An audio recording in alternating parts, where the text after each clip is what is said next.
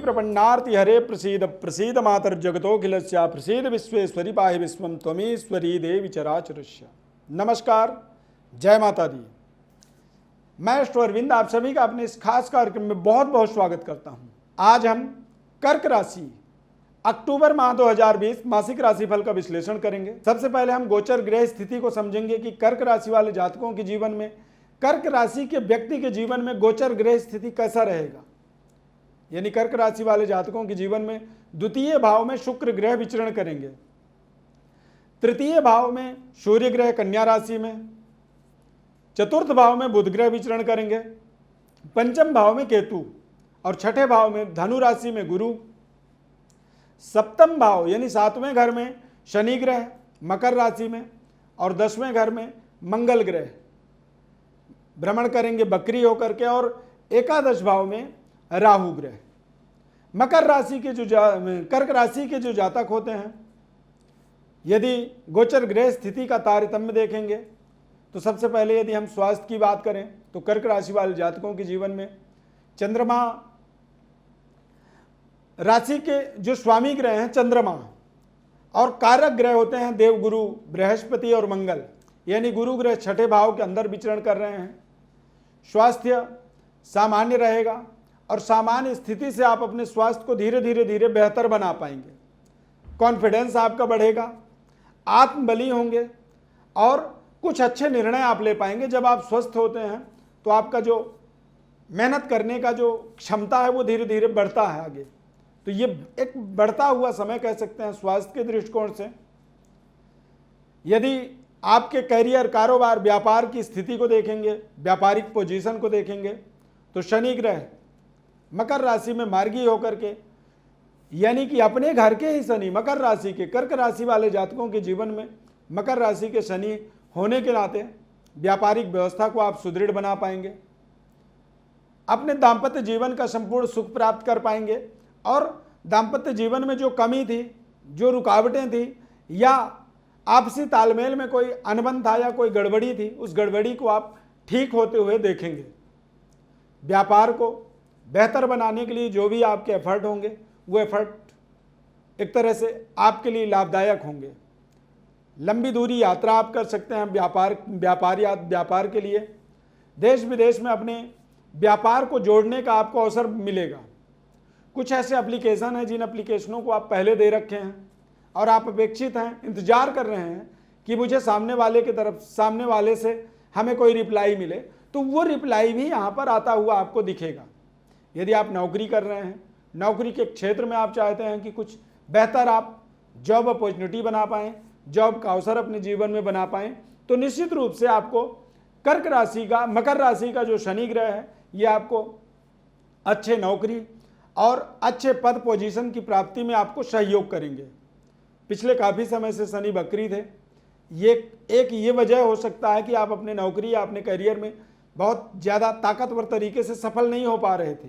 अब ये मार्गी हुए हैं और ये लंबे समय तक मार्गी रहेंगे और इनके मार्गी होने का एक प्रभाव कह सकते हैं कि आप बेहतर परफॉर्म कर पाएंगे, बेहतर अपने रिक्वायरमेंट को एक ज़्यादा कॉन्फिडेंट होकर के अचीव कर पाएंगे और ये कॉन्फिडेंस को प्राप्त करना आपका परम कर्तव्य है, जिम्मेदारी है। आर्थिक स्थिति आपकी सुदृढ़ होगी, ताकतवर होगी। अचानक धन प्राप्ति के माध्यम से आप अपने कुछ ऐसे कर्ज, कुछ ऐसी आपकी लायबिलिटी, जिम्मेदारी जो हैं, उन जिम्मेदारियों को आप निभा पाएंगे। लेजर बैलेंस यानी बैंक बैलेंस को भी आप थोड़ा सा सुधारेंगे, बेहतर करेंगे और आर्थिक स्थिति जब आपकी सुदृढ़ होगी, ताकतवर होगी, तो आप अपने तमाम व्यवस्थाओं को जीवन में बेहतर करते चले जाएंगे। प्रेम संबंध, लव अफेयर आपका कर्क राशि वालों का केतु पंचम भाव में रहेगा और पंचम भाव में केतु के आ जाने से, क्योंकि केतु पंचम भाव में जब होते हैं तो ये कई बार हमें हमारे संबंधों को, हमारे प्रेम संबंध को बहुत ज़्यादा ताकतवर तरीके से उसका लाभ नहीं लेने देते हैं, यानी उस संबंध का कोई बहुत ज़्यादा फायदा नहीं हो पाता है। बेवजह कुछ ऐसी यात्राएं करनी पड़ती हैं, कुछ ऐसी जिम्मेदारियों को निभाना पड़ता है जिससे हमारा संबंध पृथकताकारी हो जाता है, अलगाववादी। अब जब हम अपने प्रेम संबंध से दूर होते हैं तो ऑटोमेटिक हमारा संबंध धीरे धीरे नीरस होता है। अब नीरस को हमें सकारात्मक बनाने के लिए प्रयास करने होंगे। कर्क राशि वाले जो जातक होते हैं उनके जीवन में बच्चों की तरफ से आपको अच्छा सहयोग मिलेगा।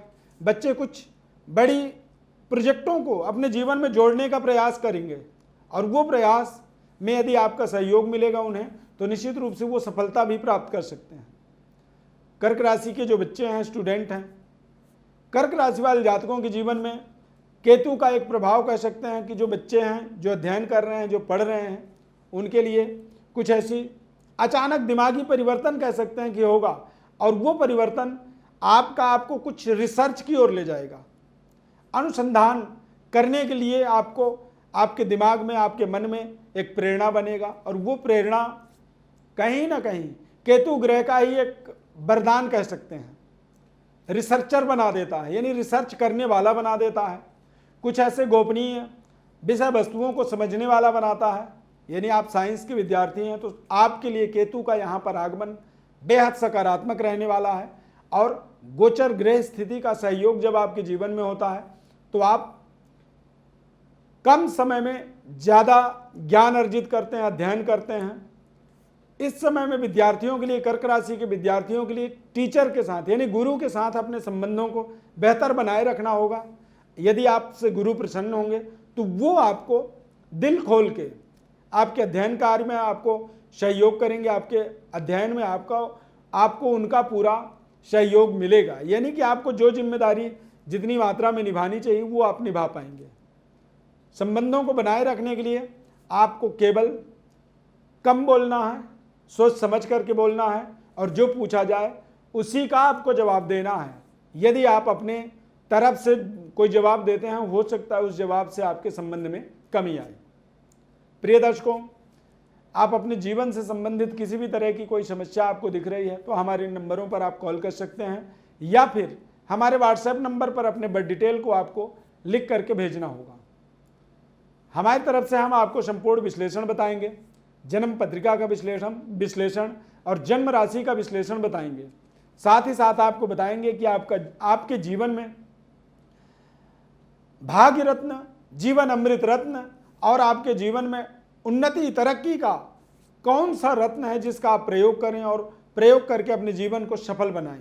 किस तरह के रत्नों का जीवन में प्रयोग करना चाहिए, कितनी ग्रेविटी की रत्न होनी चाहिए, और रत्नों का एक सकारात्मक यूटिलाइज यानी इस्तेमाल किस तरह से आप कर सकते हैं, वो संपूर्ण विधि हम आपको बताते हैं। हमारे चैनल को आप सब्सक्राइब जरूर करें, लाइक करें, बेल के बटन को क्लिक करें, निरंतर हमारे साथ जुड़े रहें। बहुत बहुत धन्यवाद। जय माता दी।